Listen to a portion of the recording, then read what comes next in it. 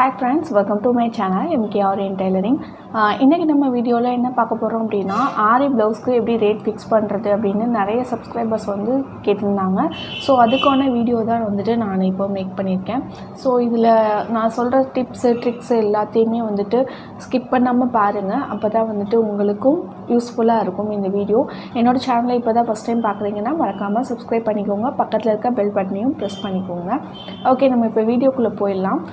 நான் இது வரைக்கும் வந்துட்டு ஆரி ப்ளவுஸ் வந்து ரேட்டை ஃபிக்ஸ் பண்ணுறது அப்படின்னு நான் யூடியூப்பில் சர்ச் பண்ண வரைக்கும் எல்லாமே வந்துட்டு எப்படி இருக்கும் அப்படின்னா, நம்மளோட மெட்டீரியல் காஸ்ட்டு, அதுக்கப்புறம் நம்ம எவ்வளோ ப்ராஃபிட் வைக்கிறோம், எவ்வளோ டைம் வந்து எடுத்துக்கிறோம், ஸோ இதெல்லாம் பேஸ் பண்ணி நம்ம வந்துட்டு கால்குலேட் பண்ணி நம்ம சொல்கிற மாதிரி இருக்கும்.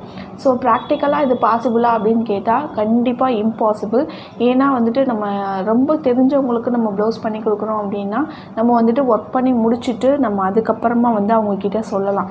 ஸோ இந்த மாதிரி இவ்வளோ ஒர்க் இருக்குது, ஸோ அதனால் வந்துட்டு இந்த ரேட் அப்படின்னு சொல்ல முடியும். பட் ஆனால் ஒரு கஸ்டமரை நம்ம டீல் பண்ணும்போது அவங்க வந்துட்டு ஒரு 4-5 டிசைன்ஸ் எடுத்துகிட்டு வருவாங்க. அதில் வந்துட்டு ரேட் ஒவ்வொன்றுக்கும் ரேட் கேட்பாங்க. நம்ம அதை சொன்ன பிறகு தான் வந்துட்டு இதில் எது ஃபிக்ஸ் பண்ணுறது அப்படின்னே அவங்க வந்து முடிவு பண்ணுவாங்க. ஓகேவா? ஸோ இந்த மாதிரி டைமில் வந்துட்டு நம்ம எப்படி நம்ம ரேட் ஃபிக்ஸ் பண்ணுறது அப்படின்றது தான் நம்மளோட சேலஞ்சு இல்லையா? ஸோ என்னோடய ஸ்டூடெண்ட்ஸுமே கூட நிறைய பேர் கேட்குறது, ஆரி ப்ளவுஸ்க்கு எப்படி ரேட் ஃபிக்ஸ் பண்ணுறது சொல்லுங்கள் அப்படின்னு தான் நிறைய பேர் கேட்பாங்க. ஸோ இது வந்துட்டு எல்லாத்துக்குமே ஒரு பிகினராக இருக்கிறப்போ இந்த சேலஞ்ச் கண்டிப்பாக இருக்கும்.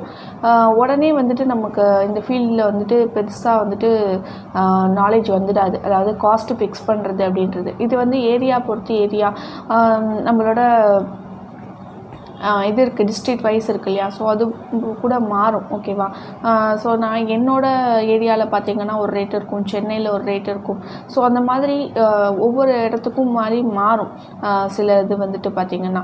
ஓகேவா? ஸோ நம்ம வந்துட்டு என்னென்ன ஸ்டெப்ஸ் வந்து ஃபாலோ பண்ணுனா கொஞ்சம் கரெக்டான ரேட் ஃபிக்ஸ் பண்ணுறது அப்படின்றத நம்ம வந்துட்டு இந்த வீடியோவில் பார்க்கலாம். ஸோ நான் வந்து ஃபஸ்ட்டு ஸ்டெப் என்ன சொல்லுவேன் அப்படின்னா, ஃபஸ்ட்டு என்ன வந்துட்டு மெட்டீரியல் வந்து அதில் யூஸ் பண்ணியிருக்காங்கன்றதை அனலைஸ் பண்ணுங்கள். ஓகேவா? இப்போ ஒரு ப்ளவுஸ் மாடல் காமிக்கிறாங்கன்னா அதில் வந்து என்னென்ன பீட் ஒர்க் இருக்கா, இல்லை ஸ்டோன் ஒர்க் இருக்கா, குந்தன்ஸ்லேயே வந்துட்டு எந்த மாதிரி குந்தன்ஸ் யூஸ் பண்ணியிருக்காங்க, அதுக்கு என்ன மாதிரி மெட்டீரியல் காஸ்ட் வரும். ஸோ மெட்டீரியலோட காஸ்ட் வந்து நீங்கள் ஒரு இப்போ தான் பிகினராக இருக்கீங்கன்னா மெட்டீரியலோட காஸ்ட் எல்லாமே தெரிஞ்சு வச்சுக்கோங்க. ஸோ பொட்டிக் அப்புறம் வந்து ஸ்டூடியோஸ் வச்சுருக்கவங்க எல்லாம் பார்த்திங்கன்னா ஹோல்சேலாக ஆர்டர் பண்ணி வாங்குவாங்க மெட்டீரியல்ஸு. ஸோ அவங்களுக்கு வந்துட்டு பார்த்திங்கன்னா ரொம்ப அஃபோர்டபுளாக இருக்கும். நம்ம வந்து பார்த்திங்கன்னா லோக்கல் ஷாப்ஸ்லையோ இல்லை ஆன்லைன்லேயோ தான் நம்ம வந்து ஆர்டர் போடுவோம். ஸோ நமக்கு வந்துட்டு ப்ராஃபிட் வந்து அந்த அளவுக்கு அதில் வந்துட்டு இருக்காது. ஓகேவா? ஸோ நம்ம வந்துட்டு மெட்டீரியல் காஸ்ட்டு கண்டிப்பாக வந்துட்டு தெரிஞ்சு வச்சுக்கணும். ஒவ்வொரு மெட்டீரியலுக்கும் எவ்வளோ காஸ்ட் வருது அப்படின்னு தெரிஞ்சு வச்சுக்கணும். ஒரு பஞ்ச் ஆஃப் பீட்ஸ்க்கு வந்து எவ்வளோ ஆகுது, அந்த மாதிரி சின்ன சின்ன காஸ்ட் வந்து நீங்கள் எப்போயுமே வாங்குறப்போ எழுதி வச்சுக்கோங்க. ஓகேவா? ஒரு நோட் புக் போட்டுக்கோங்க. போட்டுட்டு ஒரு bead number 1 bead, number 2 beads, இதுக்கெல்லாம் வந்துட்டு ஒரு பஞ்சுக்கு எவ்வளோ ரேட் வருது அப்படின்னு சொல்லிட்டு எழுதிக்கோங்க. இது எல்லாமே நான் ஃபாலோ பண்ண ஸ்டெப்ஸு. ஸோ அதை தான் உங்களுக்கு சொல்லி கொடுத்துட்ருக்கேன். ஸோ அந்த மாதிரி நான் வந்துட்டு ஒரு எழுதி வச்சுப்பேன். நான் ஒரு மெட்டீரியல் வாங்குறேன்னா, ஒரு குந்தன் ஸ்டோன் பேக்கெட் வாங்குறேன்னா அதில் எத்தனை நம்பர் ஆஃப் குந்தன்ஸ் இருக்குது, அதுக்கு எவ்வளோ ரேட் வருது, ஸோ அந்த மாதிரி நான் வந்துட்டு எழுதி வச்சுப்பேன். ஸோ எழுதி வச்சுட்டோம் அப்படின்னா நம்ம ஒரு ப்ளவுஸு பார்க்கும்போது ஒரு அப்ராக்சிமேட்டாக, அதாவது ரொம்ப நம்ம கரெக்டாக சொல்லிட முடியாது, ஒரு இவ்வளோ பேக்கெட் குந்தன் ஸ்டோன்ஸ் தேவைப்படும், இவ்வளோ பஞ்ச் ஆஃப் பீட்ஸ் தேவைப்படும், ஸோ அப்படின்னு நம்மளாவே கொஞ்சம் யூகிக்க முடியும் இல்லையா? ஸோ அந்த மாதிரி வந்துட்டு நீங்கள் கொஞ்சம் யூகிச்சுக்கோங்க. யூகிச்சுட்டு அந்த ஒரு மெட்டீரியல் காஸ்ட்டு வந்துட்டு நீங்கள் போட்டுக்கலாம். ஸோ இதில் வந்துட்டு ஆரி ஒர்க்கு பொறுத்த வரைக்கும் மெட்டீரியல் காஸ்ட் வந்துட்டு பார்த்திங்கன்னா அந்தளவுக்கு பெருசாக இருக்காது. நான் சொல்கிறது வந்துட்டு கொஞ்சம் காஸ்ட்லியான ப்ளவுசஸ், காஸ்ட்லினா ப்ரைடல் ப்ளவுசஸ் பண்ணுறோம் அப்படின்னா மெட்டீரியல் காஸ்ட் வந்துட்டு நமக்கு கம்மியாக இருக்கும். பட் ஆனால் ரேட், அதாவது ப்ளவுஸோட ரேட் வந்து நமக்கு அதிகமாக இருக்கும். ஃபார் எக்ஸாம்பிள் நம்ம அதுக்கு ஸ்பெண்ட் பண்ணுற அமௌண்ட் வந்து பார்த்திங்கன்னா 300 to 500 தான் இருக்கும். ஆனால் அதோட காஸ்ட் வந்து பார்த்திங்கன்னா கிட்டத்தட்ட ஒரு 4000 to 5000 ரேஞ்சில் இருக்கும். ஓகேவா?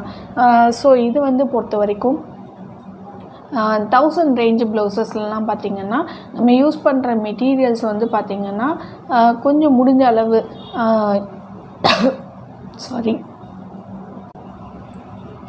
இப்போ 1000 ரேஞ்சு ப்ளவுசஸ்லாம் இருக்குது அப்படின்னா நம்ம அதில் வந்துட்டு யூஸ் பண்ண மெட்டீரியல்ஸ்னு பார்த்தோம்னா ஒரு 100 or 150 அவ்வளோதான் நம்ம ஸ்பெண்ட் பண்ணுவோம். ஆனால் ஓகே. ஸோ டைம் வந்து நீங்கள் பிகினிங் ஸ்டேஜில் உங்களுக்கு அதிகமாக ஸ்பெண்ட் பண்ணுற மாதிரி தெரியலாம். இன்ஃபேக்ட் எனக்கும் அப்படி தான் தெரிஞ்சது. ஸோ நம்ம வந்து ஒரு செயின் ஸ்டிச்சு டபுள் லைன் போடுறதுக்கே கொஞ்சம் அதிகமாக டைம் எடுத்துக்கிடுவோம் பிகினிங் ஸ்டேஜில்.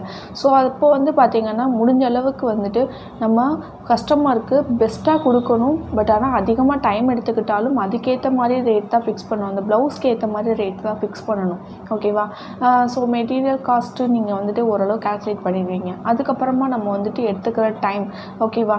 ஸோ பிகினிங் ஸ்டேஜில் எல்லாருமே ஸ்பீடாக ஒர்க் பண்ண மாட்டோம் இல்லையா? கொஞ்சம் நம்ம வந்து கொஞ்சம் ஸ்லோ ஒர்க்கராக தான் இருப்போம். நம்ம வீட்டு வேலையும் பார்த்துட்டு நம்ம அப்பப்போ வந்து உட்காருவோம், நம்ம அப்பப்போ பண்ணுவோம். ஓகேவா?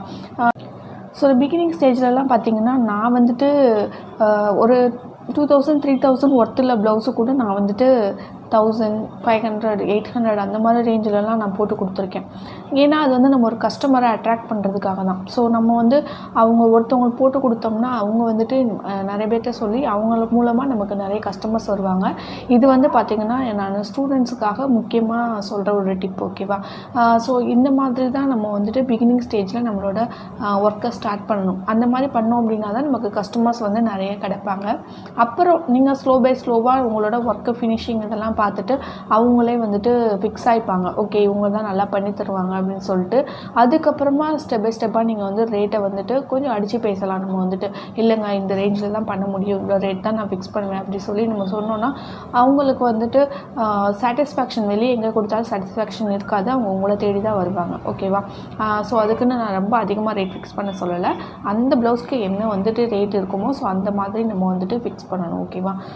அதுக்கப்புறம் வந்து நான் ஸ்டெப் 3 என்ன ஃபாலோ பண்ணேன் அப்படின்னா, வேறு ஷாப்ஸுக்கு இப்போ உங்கள் ஏரியாவில் வேறு யாரும் ஆரி ஒர்க் பண்ணி தர்றாங்க. ஸோ ஷாப்ஸ்லலாம் பண்ணி தருவாங்க இல்லையா? ஸோ அவங்கக்கிட்ட போயிட்டு நீங்கள் ஏதாவது ஒரு பிக்சரோ ஒரு கேட்லாகோ காமிச்சு நீங்கள் வந்துட்டு இந்த ப்ளவுஸ்க்கு என்ன ரேட் ஃபிக்ஸ் பண்ணுறீங்க, இந்த ப்ளவுஸ் எனக்கு போடுறதுக்கு எவ்வளோ ரேட் ஆகும், ஸோ அந்த மாதிரி நீங்கள் கேட்கலாம். நான் பிகினிங் ஸ்டேஜில் என்ன பண்ணுவேன் அப்படின்னா, எனக்கு ஏதாவது ஒரு ஹெவி ஒர்க் ப்ளவுஸ் வருது அப்படின்னா நான் சின்ன சின்ன ஒர்க் இருக்க ப்ளவுஸ்னால் நானே வந்துட்டு ரேட் ஃபிக்ஸ் பண்ணிப்பேன். ஒரு 1000 1500 அந்த மாதிரி நானே ஃபிக்ஸ் பண்ணிப்பேன். கொஞ்சம் ஹெவி ஒர்க் வருது அப்படின்னா நான் வந்துட்டு கடைகளில் போய் கேட்பேன். அவங்கக்கிட்ட வந்துட்டு எவ்வளோ ரேட் சொல்கிறாங்க அப்படின்னு கொஞ்சம் நான் கன்சிடர் பண்ணிவிட்டு அதிலேருந்து ஒரு கொஞ்சம் அமௌண்ட் வந்து கம்மி பண்ணிப்பேன். ஃபார் எக்ஸாம்பிள் அவங்க வந்துட்டு ஒரு ப்ளவுஸ் மேக் பண்ணுறதுக்கு 5000 சார்ஜ் பண்ணுறாங்க அப்படின்னா நான் வந்துட்டு 4000 இல்லை 4500 நான் வந்து ஃபிக்ஸ் பண்ணிப்பேன்.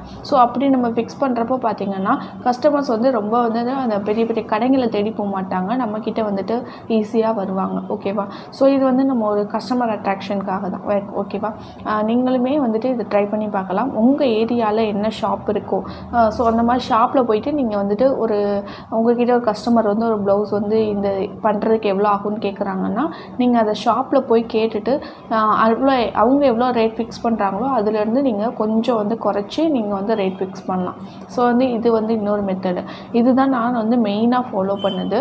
ஸோ அதுக்கப்புறம் பார்த்தீங்கன்னா சில பேர் என்ன சொல்லுவாங்க, எனக்கு இந்த ரேஞ்சில் போட்டு கொடுங்க ஆனால் டிசைன் செலக்ட் பண்ணி தர மாட்டாங்க. ஓகேவா? ஸோ இந்த ரேஞ்சில் போட்டு கொடுங்க, எனக்கு டிசைன் செலெக்ஷன்லாம் அந்தளவு தெரியாது, நீங்களே வந்துட்டு எனக்கு ஏதாவது நல்லா பெட்டராக போட்டு கொடுங்க அப்படின்றாங்கன்னா தயவுசெய்து நிறைய வந்துட்டு இப்போது பின்ட்ரெஸ்ட்லேயா சரி இல்லாட்டினா நமக்கு கூகுளில் இதிலெல்லாம் வந்துட்டு நிறைய கலெக்ஷன்ஸ் இருக்குது. ஓகேவா? இப்போ கஸ்டமர் வந்து உங்கள்கிட்ட ரேஞ்ச் எவ்வளோன்னு சொல்லிவிட்டு நீங்களே வந்துட்டு போட்டு கொடுங்க அப்படின்னு கேட்குறாங்க அப்படின்னா உங்களுக்கு எது பெஸ்ட்டாக பண்ண வரும்னு தெரியும் இல்லையா? சில பேருக்கு பீட் ஒர்க் நல்லா வரும், சில பேருக்கு த்ரெட் ஒர்க் நல்லா வரும்.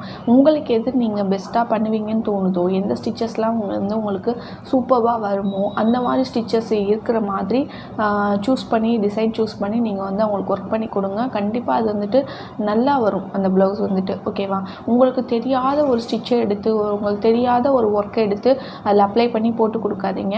அவங்களுக்கு வந்துட்டு அது சாட்டிஸ்ஃபேக்ஷனாக இருக்காது. உங்களுக்கு எது பெஸ்ட்டாக வரும்னு தோணுதோ, உங்களுக்கு எது நல்லாயிருக்கும்னு நினைக்கிறீங்களோ ஸோ அந்த மாதிரி ஒர்க் வந்து போட்டு கொடுங்க.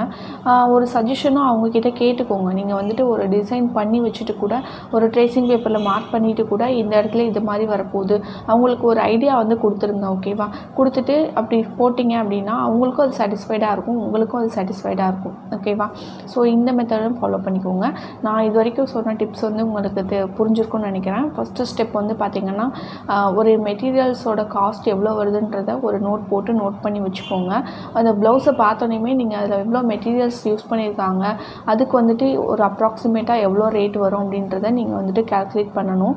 அதுக்கப்புறமா பார்த்திங்கன்னா நீங்கள் ஒவ்வொரு ஒர்க்கும் பண்ணுறதுக்கு எவ்வளோ டைம் எடுத்துப்பீங்கன்னு உங்களுக்கு தான் தெரியும். ஸோ நீங்கள் வந்துட்டு அதை பார்த்தோன்னே உங்களுக்கு எவ்வளோ டைம் எடுத்துக்கும் அப்படின்றத பொறுத்தும் நீங்கள் வந்துட்டு புரிஞ்சுக்கணும். ஸோ அதுக்கப்புறமா வந்துட்டு பார்த்திங்கன்னா ரொம்ப ஹெவி ப்ளவுஸ் வருது அப்படின்னா நீங்கள் வந்துட்டு பக்கத்தில் இருக்க ஷாப்ஸ் இருக்கு இல்லையா, ஏரியா டு ஏரியா வந்துட்டு ஆரி ப்ளவுஸோட ரேட் வந்து வேரி ஆகும்னு சொன்னேன் இல்லையா.